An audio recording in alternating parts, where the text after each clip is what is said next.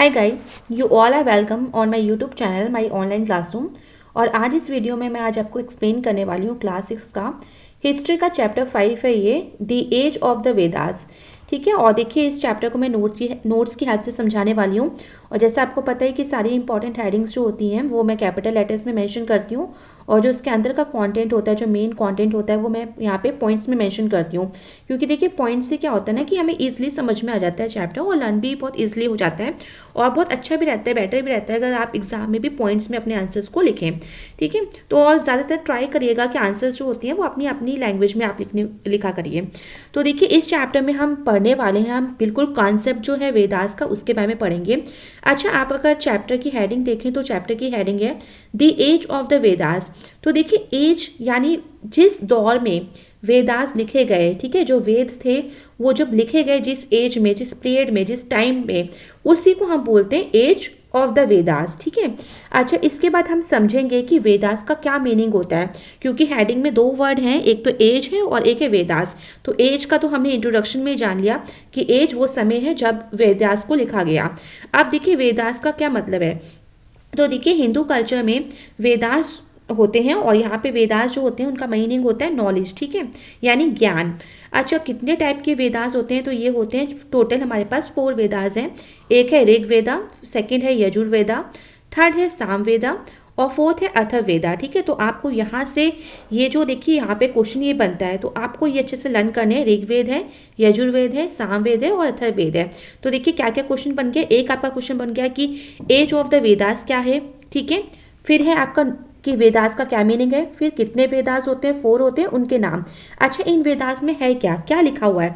तो देखिए इन वेदास में hymns in praise of various gods and goddesses, यानी देखिए कुछ मंत्र और कुछ श्लोक लिखे गए हैं जो, और किसकी प्रशंसा में, प्रेज मतलब प्रशंसा, और किसकी वाहवाही या प्रशंसा में, तो ये हिंदू देवी देवताओं के ऊपर लिखे गए हैं। अच्छा, कौन सा पीरियड था, कौन सा टाइम था जिसे हम वैदिक एज के नाम से जानते हैं, तो ये टाइम था 1500 टू 1600 BCE। ठीक है, इसके बाद देखिए सबसे ओल्डेस्ट वेदा कौन है, क्योंकि यहाँ से भी आपका 1 मार्क का क्वेश्चन आराम से आपसे पूछ लिया जाता है। तो ये है ऋग्वेद। ठीक है, तो ऋग्वेद जो है वो ओल्डेस्ट वेदा है, यानी सबसे पुराना जो वेद है वो ऋग्वेद है। और ये इसके बाद देखिए ऋग्वेद कितने मंडल्स में डिवाइडेड है। जैसे एक किताब होती है तो उसके काफ़ी सारे चैप्टर्स में डिवाइड होती है वो, फिर उसके बाद कई सारे टॉपिक्स में डिवाइड होती है। तो उसी तरह से ऋग्वेद जो है वो 10 मंडल्स या फिर बुक्स में, ठीक है, ये डिवाइडेड है। और इसमें कितने हिम्स हैं, तो इसमें है 1028। ठीक है, तो इतने मंत्र और श्लोक इसमें हैं। इसके बाद आते हैं नेक्स्ट हेडिंग पे, तो ये है आर्कियोलॉजिकल सोर्सेज। ठीक है, तो ये खोजें कहाँ से हुई थी, जो आर्कियोलॉजिस्ट थे तो उन्हें जब उन्होंने खोज करी तो उन्हें कहाँ कहाँ से क्या क्या चीज़ें मिली।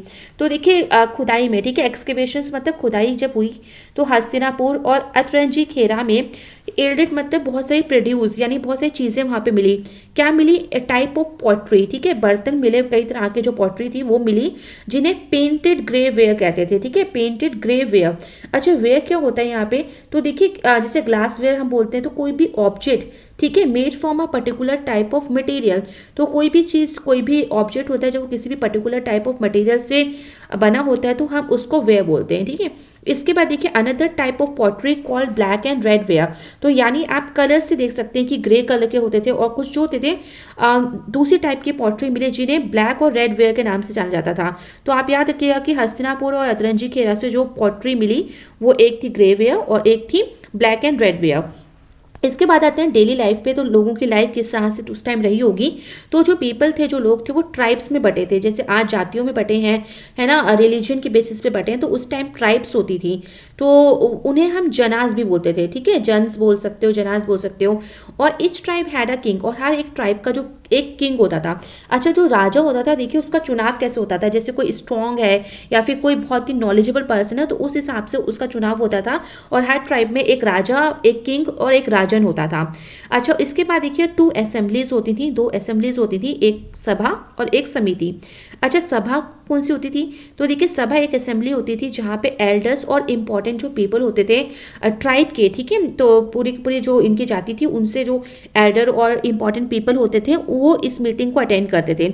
अच्छा, फिर देखिए समिति क्या है? तो समिति एक जनरल असेंबली होती थी, एक गैदरिंग टाइप की होती थी, और ये मेंबर्स पूरे के पूरे फैमिली ऑफ द जना, यानी पूरे के पूरे ट्राइब के जितने भी लोग होते थे सब मिलजुल के इस गैदरिंग में पार्टिसिपेट करते थे। इस वजह से देखिए इसका नाम है जनरल असेंबली, ठीक है। जनरल असेंबली का मतलब होता है जहाँ पे सारे कॉमनर्स, सारे के सारे लोग इकट्ठे हों। तो याद रखिएगा, सभा जो होती थी सिर्फ एल्डर्स और इंपॉर्टेंट पीपल की होती थी, और समिति जो थी वो गैदरिंग होती थी पूरी के पूरी ट्राइब के लोगों की। तो क्योंकि यहाँ से आपके क्वेश्चन बनेंगे। फिर देखिए अगर एनिमल्स देखें कौन कौन से एनिमल्स वो पालते थे, तो देखिए कैटल और हॉर्सेस जो थे वो पाले जाते थे, क्योंकि देखिए काफ़ी यूजफुल होते थे ट्रांसपोर्टेशन के पर्पज से। अच्छा, हर एक हाउस होल्ड में नंबर ऑफ काउस भी होती थी, क्योंकि काउस से देखिए आपको डेयरी प्रोडक्ट्स काफ़ी मिल जाते थे, बटर और घी जैसे बहुत पॉपुलर होते थे उस टाइम।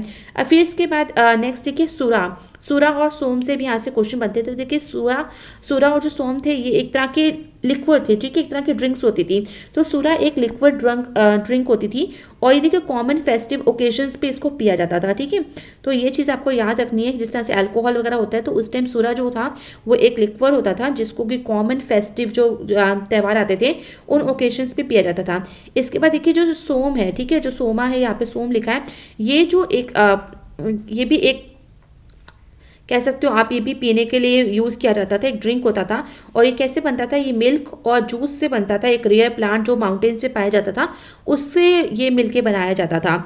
अच्छा, पीपल जो थे इसको कब पीते थे? ये इसको स्पेशल रिलीजियस सेरेमनीज पे पिया जाता था, ठीक है। तो सूरा को एक कॉमन फेस्टिवल ओकेजन्स पे पिया जाता था, और सोम को जो रिलीजियस सेरेमनीज पे पिया जाता था स्पेशल।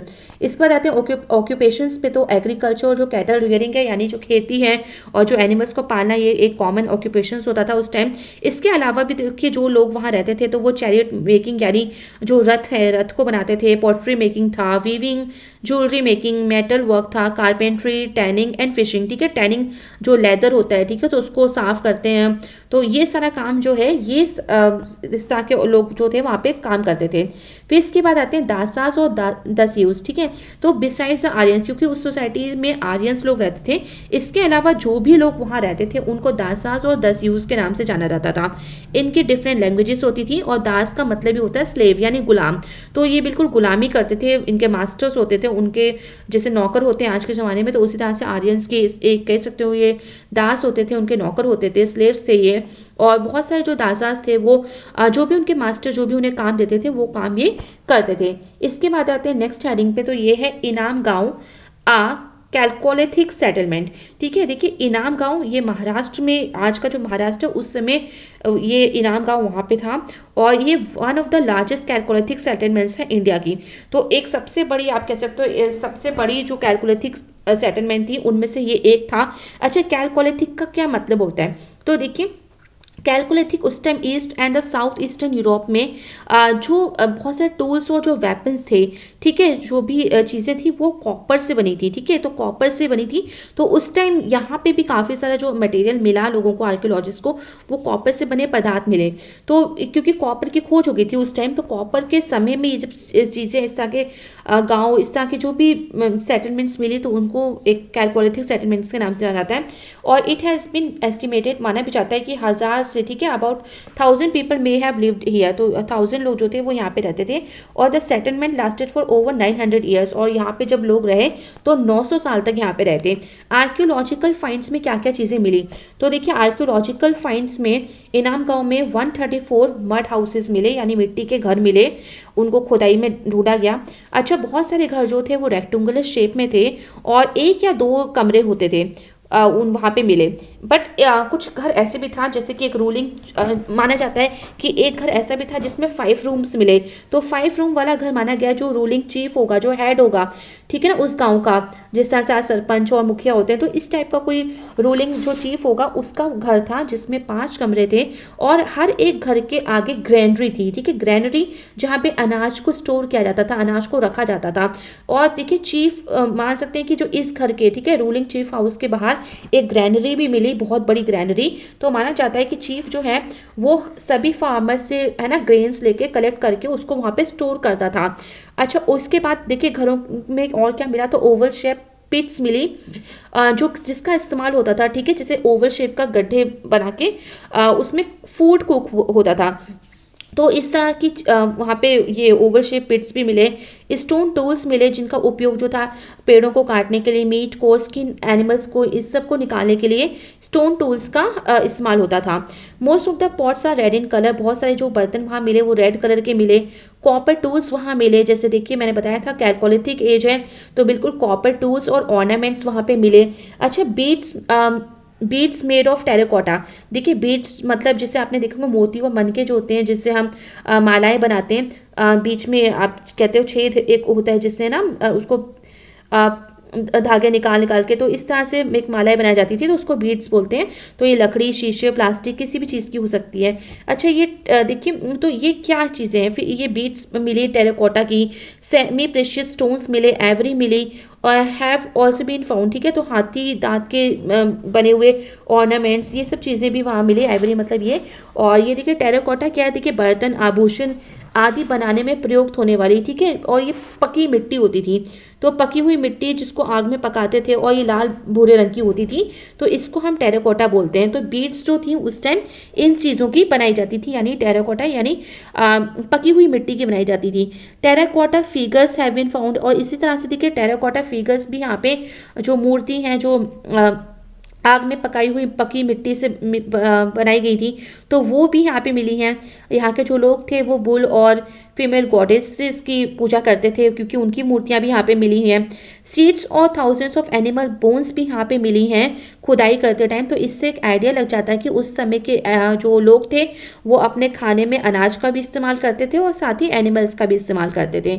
अच्छा, इसके बाद देखिए डेक्लाइन, और देखिए अगर एक सीड्स की हमें एक चीज़ और भी बताती है कि अगर सीड्स अनाज खाया जाता था तो यानी उगाया भी जाता था, एग्रीकल्चर भी वहाँ होता था।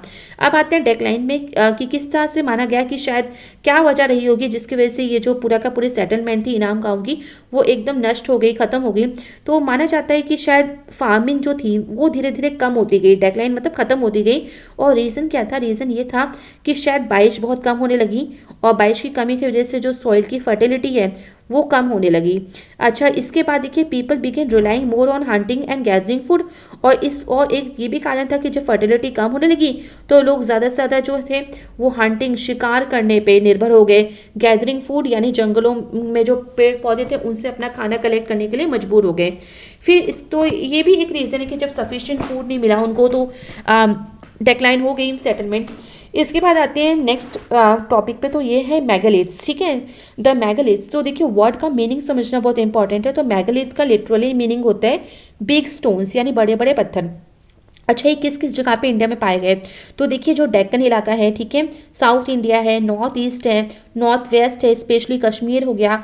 Huge stone boulders have been found, ठीक है, तो यहाँ बोल्डर्स का क्या मतलब है, जैसे आपने सुना होगा बड़े बड़े पत्थर जो होते हैं, लार्ज रॉक, शिलाखंड होते हैं, तो इस तरह के बड़े बड़े जो पत्थर हैं वो यहाँ पाए गए।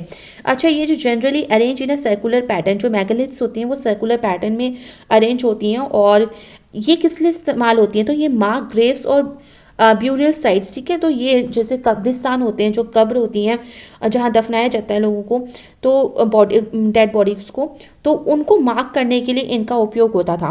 अच्छा, ये जो स्टोन बॉल्डर्स थे इन्हीं को मैगालिथ्स नाम से जाना जाता था। फीचर्स देख लेते हैं मैगालिथ्स के, क्या इंपॉर्टेंट फीचर्स हैं।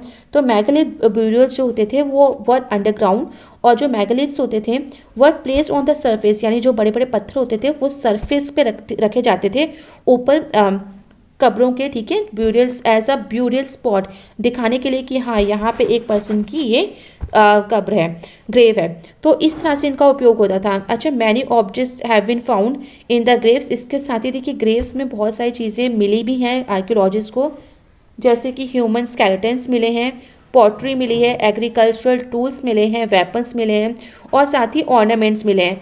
तो देखिए इससे एक चीज़ समझ में आती है कि शायद जो जिनकी डेथ होती थी शायद उनके जो फेवरेट चीज़ें होती थी या जो भी उनके से बिलोंग चीज़ें होती थी वो उनके ग्रेव में रखी जाती थी, तो एक याद के तौर पे, या फिर कह सकते हो कि हाँ उनको उनके नेक्स्ट जन्म में उस चीज़ों का इस्तेमाल करने को मिले, तो इस वजह से उनकी चीज़ें उनके साथ ही रख दी जाती थी। Some graves contain fragments of rice and other grains. इसके साथ ही देखिए कुछ ग्रेव्स में राइस और अदर ग्रेन्स भी पाए गए हैं, तो इससे भी एक आइडिया ये लग जाता है कि उस तरफ उस टाइम शायद रिवाज होता होगा, किसी तरह का ट्रेडिशन होता होगा कि हाँ उसकी मृत्यु के बाद भी उसके साथ ये चीज़ें रखी जाएं। तो ये था आपका पूरा का पूरा चैप्टर, और आई होप ये चैप्टर आपको समझ में आ गया होगा। So thank you everyone, and please like share subscribe the channel for more updates.